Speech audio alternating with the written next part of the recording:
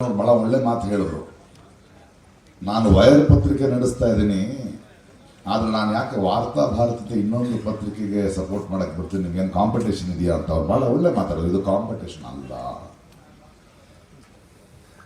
ಯಾಕಂದ್ರೆ ಪ್ರವಾಹದಲ್ಲಿ ಕೊಚ್ಚಿ ಹೋಗೋದಕ್ಕೆ ಯಾರು ಬೇಕಾದ್ರೂ ಪ್ರವಾಹದಲ್ಲಿ ಕೊಚ್ಚಿ ಹೋಗ್ಬೋದು. ಸತ್ತು ಮೀನು ಕೂಡ ಪ್ರವಾಹದಲ್ಲಿ ಕೊಚ್ಚಿ ಹೋಗುತ್ತೆ ಅಲ್ವಾ? ಆದರೆ ಅದರ ಎದುರು ಈಜೋದಕ್ಕೆ ಜೀವ ಇರೋ ಮೀನುಗಳು ಬೇಕು.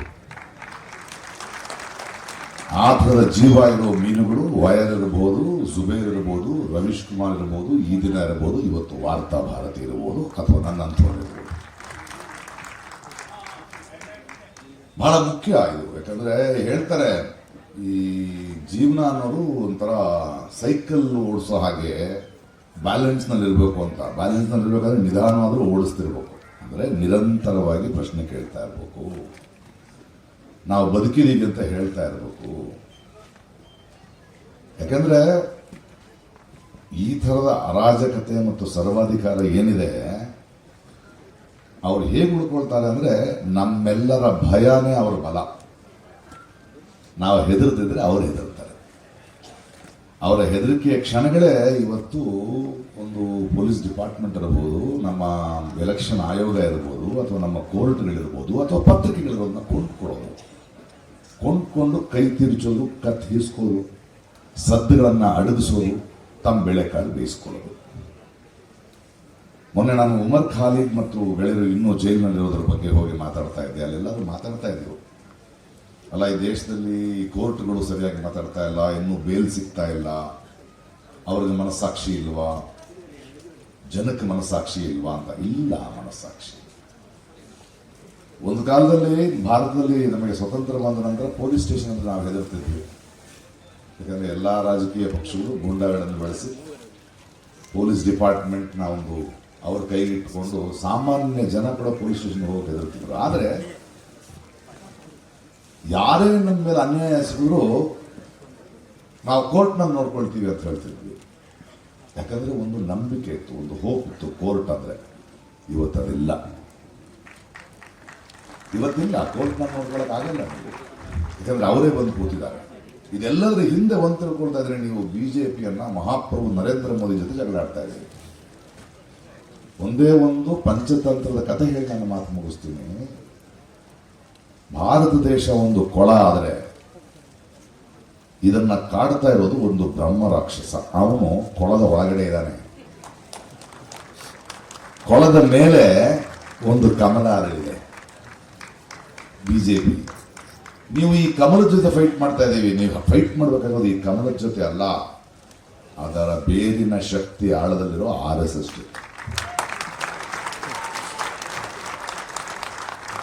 ಯಾಕಂದ್ರೆ ನಾನು ದೇವನೂರು ಮಹಾದೇವ್ ಜೊತೆ ಮಾತಾಡ್ತಾ ಇದ್ದೆ. ಪ್ರಪಂಚದಲ್ಲಿ ಹಿಟ್ಲರ್ ಇರ್ಬೋದು, ಮುಸೋಲಿನಿ ಇರ್ಬೋದು, ಎಲ್ಲಾ ಸರ್ವಾಧಿಕಾರಿಗಳು ಒಂದು ರಾಜಕೀಯ ಪಕ್ಷವಾಗಿದ್ರು, ಜನ ಸೋಲಿಸಬಹುದಿತ್ತು. ಇಲ್ಲಿ RSS ರಾಜಕೀಯ ಪಕ್ಷ ಅಲ್ಲ. ನೀವು ಬಿಜೆಪಿಯನ್ನು ಸೋಲಿಸಿದ್ರೆ ಮುಗಿಯಲ್ಲ, ಬೇರೆ ಸಹಿತ ಕೀಳಬೇಕು. ದೊಣ್ಣೆ ಹಿಡ್ಕೊಂಡು 100 ವರ್ಷ ಓಡಾಡ್ತಾ ಇದ್ದಾರಲ್ಲ, ಅವರು ಬೆಳಗ್ಗೆ ಚಡ್ಡಿಯಿಂದ ಪ್ಯಾಂಟ್ ಅಷ್ಟೇ ಬೆಳವಣಿಗೆ, ಅವ್ರದ್ದು ಇನ್ನೇನಾಗಿಲ್ಲ. ನಾವು ಯೋಚನೆ ಮಾಡಬೇಕು ಈ ಥರದ ಆತಂಕಗಳ ಬಗ್ಗೆ. ಎಷ್ಟು ವ್ಯಾಪಕ ಜನಮಾನಗಳಲ್ಲಿ ಎಂತಹ ಒಂದು ವಿಷವನ್ನು ತುಂಬಿಬಿಟ್ಟಿದ್ದಾರೆ ಅಂತ. ಮೊನ್ನೆ ನಮ್ಮ ನಿರ್ದಿಗಂತದ ನಾಟಕೋತ್ಸವದಲ್ಲಿ ಮಕ್ಕಳಿಗೆ ನಾಟಕ ಮಾಡ್ತಾ ಇದ್ರು. ವೈದೇಹಿಯವರ ಒಂದು ಕತೆ ಇಟ್ಕೊಂಡು ಒಂದು ನಾಟಕ ಮಾಡಲ್ಲ. ಕಥೆನಲ್ಲಿ ಅಂದ್ರೆ ಈ ಗೆದ್ದಲು ಹುಳ ಇದೆಯಲ್ಲ, ಗೆದ್ದಲು ಹುಳ, ಆ ಗೆದ್ದಲು ಹುಳುಗಳು ಇಲ್ಲಿ ತುಂಬಾ ಹುತ್ತದ ಹಬ್ಬ ಆಗುತ್ತೆ, ಮೇಲೆಲ್ಲ ಹಾಲಿನ ಮಳೆ ಬಂದ್ಬಿಡುತ್ತೆ, ನಾವು ಎಲ್ಲರೂ ಬದುಕೊಂಡು ಹೊರಗಡೆ ಹೋಗ್ಬೇಕು ಅಂತ ಗೆದ್ದಲು ಹುಳುಗಳೆಲ್ಲ ಹೊರಗಡೆ ಬಂದ್ಬಿಡುತ್ತೆ. ಹೊರಗಡೆ ಬಂದ ತಕ್ಷಣ ಊಟ ಸಿಗಲ್ಲ ಅದಕ್ಕೆ. ಯಾಕಂದ್ರೆ ಮನುಷ್ಯ ಎಲ್ಲವನ್ನೂ ವಿಷಪೂರಿತ ಮಾಡಲಿಲ್ಲ. ಯಾವ ಹೊಲಕ್ಕೆ ಹೋದ್ರೂ ವಿಷ ಇದೆ, ಎಲ್ಲಿ ನೋಡಿದ್ರು ಪ್ಲಾಸ್ಟಿಕ್ ಇದೆ, ಏನ್ ಮಾಡಬೇಕು ಅಂತ ಗೊತ್ತಾಗಲ್ಲ. ಆಮೇಲೆ ಒಂದು ಸೀನಿಯರ್ ಗೆದ್ದಲು ಹುಳ ಹೇಳುತ್ತೆ, ನೋಡಿ ಮನುಷ್ಯ ವಿಷ ಹಾಕ್ತಾ ಇರೋದು ಪುಸ್ತಕಗಳಿಗೆ ಮಾತ್ರ, ಜ್ಞಾನಕ್ಕೆ ಮಾತ್ರ, ಸತ್ಯಕ್ಕೆ ಮಾತ್ರ. ನೀವು ಹೋಗಿ ಆ ಪುಸ್ತಕ ತಿಂದು ಬದುಕೇಳಿ ಅಂತ. ಆ ಗೆದ್ದಲು ಹುಳುಗಳು ಹೋಗುತ್ತವೆ, ಒಂದು ಸಂಗ್ರಹಾಲಯಕ್ಕೆ ಹೋಗಿ ಪುಸ್ತಕ ತಿನ್ನಕ್ಕೆ ಶುರು ಮಾಡುತ್ತೆ. ಮತ್ತು ಒಂದು ಎಚ್ಚರಿಕೆ ಇರುತ್ತೆ, ನೀವು ಜಾಸ್ತಿ ತಿಂದರೆ ಆ ಪಾತ್ರಗಳಾಗ್ಬಿಡ್ತೀರಿ. ಅದರಲ್ಲಿ ರಾಮಾಯಣದ ಒಂದು ಕಥೆ ಹೇಳಿದ್ರು. ಇವತ್ತು ಹಿಂದಿ ಹೇರಿಕೆ, ಈ ಮೋದಿ ಅಮಿತ್ ಶಾ ಅವರೆಲ್ಲ ಬರ್ತಾ ಇದ್ದಾರಲ್ಲ ನಮ್ಮ ದಕ್ಷಿಣ ಕರ್ನಾಟಕಕ್ಕೆ, ಆ ಮಕ್ಕಳೊಂದು ಪಾತ್ರಗಳು ಮಾಡಿದ್ರು, ಆ ಗೆದ್ದಲುಗಳು ರಾಮಾಯಣದಿಂದ ತಿಂದುಬಿಟ್ಟು ರಾಮ ಲಕ್ಷ್ಮಣ ಸೀತೆ ರಾವಣ ಶೂರ್ಪನಖಿ ಆಗ್ಬಿಡುತ್ತೆ. So Rama Lakshmana Sita Google map ಇಟ್ಕೊಂಡು ಸೌತ್ ಇಂಡಿಯಾಗೆ ಬರ್ತಾರೆ. ಹೊಟ್ಟೆ ಹಸಿತಾ ಇದೆ, ಲಕ್ಷ್ಮಣ ಹೇಳ್ತಾನೆ, ಅಣ್ಣ ಇಲ್ಲೊಂದು ಕಾಡಿದೆ ಅಂತ. ಅದು ಕಾಡಲ್ಲ ರೀ, ಅದು ರಾವಣನ ತೋಟ ಅಂತ. ಅಲ್ಲಿ ಹಣ್ಣು ಕತ್ಕೊಂಡು ತಿನ್ನಕ್ಕೆ ಶುರು ಮಾಡ್ತಾರೆ ಅವರು. ಶೂರ್ಪನಖಿ ಕೋಪ ಬರುತ್ತೆ. ರಾವಣ ಹೇಳಿದ, ಪಾಪ ಹಸ್ತು ಬಂದಿದ್ದಾರೆ ನಮ್ಮ ದೇಶಕ್ಕೆ, ನಮ್ಮ ಕಡೆಗೆ, ತಿನ್ನಿ. ತಿಂದಾದ್ಮೇಲೆ ಏನಪ್ಪ ನೀವು ಎಲ್ಲಿ? ನಾರ್ತು. ಹಾಂ, ನಾವು ಸೌತು. ಏನು ವಿಷಯ ಅಂದರೆ ನೀವು ಬಿಲ್ ಕಟ್ಬೇಕಲ್ಲ. ಅಲ್ಲ, ದುಡ್ಡಿಲ್ಲ. ಅಲ್ಲಪ್ಪ GST ಕಮ್ಮಿ ಮಾಡ್ತೀವಿ, ಡಿಸ್ಕೌಂಟ್ ಕೊಡ್ತೀವಿ. ಇಲ್ಲ ಸರ್. ಸೊ ನೀವು ಡಿಸ್ಕೌಂಟ್ ಕೊಟ್ಟರು ದುಡ್ಡಿಲ್ಲ ಅಂದಮೇಲೆ ನೀವು ಟೂರಿಸ್ಟ್ಗಳಲ್ಲ, ಬದುಕಕ್ಕೆ ಬಂದಿರೋರು. ಅದ್ರದ್ದೊಂದು ಕೆಲಸ ಮಾಡಿ, ನೀವು ತಂದ ಹಣ್ಣುಗಳ ಬೀಜಗಳನ್ನು ಬಿತ್ತಿ ಮರ ಬೆಳೆಸ್ಬಿಟ್ಟು ಹೋಗಿ ಅಂತ. ನಾವು ದಕ್ಷಿಣ ಭಾರತದವ್ರು ಹಂಗೆ ಹೇಳಬೇಕಾಗಿದೆ ಇವತ್ತು. ಇವರ ಹಿಂದಿ ಹೇರಿಕೆ ಇರ್ಬೋದು, ಇವರ ಡಿಲಿಮಿಟೇಷನ್ ಇರ್ಬೋದು, ಇವರು ಎಲೆಕ್ಷನ್ಗಳನ್ನ ಹಿಡ್ಕೊಂಡು ಮಾಡೋದು. ಯಾಕಂದರೆ ಅವರು ನಿಧಾನವಾಗಿ ಇಲ್ಲಿ ಒಳಬರ್ತಾರೆ. ಇವತ್ತು ಭಾರತ ದೇಶದಲ್ಲಿ ಇಂತಹ ಒಂದು ದಬ್ಬಾಳಿಕೆಯನ್ನು ಎದುರಿಸೋದೇ ನಮ್ಮ ದಕ್ಷಿಣ ಭಾರತ. ಅದು ಕೇರಳ ಇರ್ಬೋದು, ಕರ್ನಾಟಕ ಇರ್ಬೋದು, ತಮಿಳುನಾಡು ಇರ್ಬೋದು, ಆಂಧ್ರ ಪ್ರದೇಶ ಬಿಡಿ, 3 ಪಕ್ಷಗಳಿಂದ ಇವರೇ ಇದ್ದಾರೆ. ಆದರೆ ನಾವು ಈ ಥರದ ವೇದಿಕೆಗಳೇನಿದೆ, ಇದರ ಮೂಲಕ ನಾವು ಮನಗಾಣಬೇಕಾಗಿರೋದು ರಾಕ್ಷಸ ಯಾರು, ಆ ರಾಕ್ಷಸನ ಬಗ್ಗೆ ಹೇಳ್ತಿರುವಂತಹ ವಾರ್ತಾ ಭಾರತಿ ಅಂತ ಪತ್ರಿಕೆಗಳು ಯಾವುದು, ಹೇಗೆ ವಿಷಯವನ್ನು ಹರಡೋದನ್ನು ನಿಲ್ಲಿಸಬೇಕು ನಾವು, ಈ ನಿಟ್ಟಿನಲ್ಲಿ ನಾವು ಕೆಲಸ ಮಾಡ್ತಾ ಹೋಗೋಣ.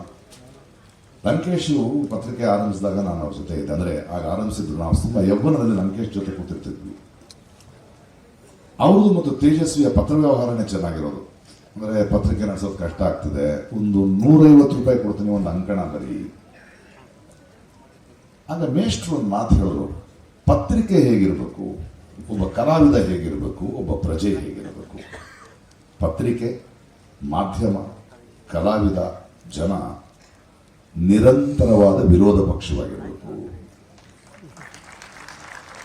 ಯಾವ ಸರ್ಕಾರದ ಕೃಪಕಟಾಕ್ಷಕ್ಕೆ, ಆಳುವ ಪಕ್ಷದ ಕೃಪಕಟಾಕ್ಷಕ್ಕಿಲ್ಲದೆ ಜನರ ದನಿಯಾಗಿ ನಿರಂತರವಾದ ವಿರೋಧ ಪಕ್ಷವಾಗಿರ್ತೀವೋ ಆಗ ಅವರು ಧೈರ್ಯದಿಂದ ಕೆಲಸ ಮಾಡ್ತಾರೆ, ಹೆದರಿಕೆಯಿಂದ ಕೆಲಸ ಮಾಡ್ತಾರೆ.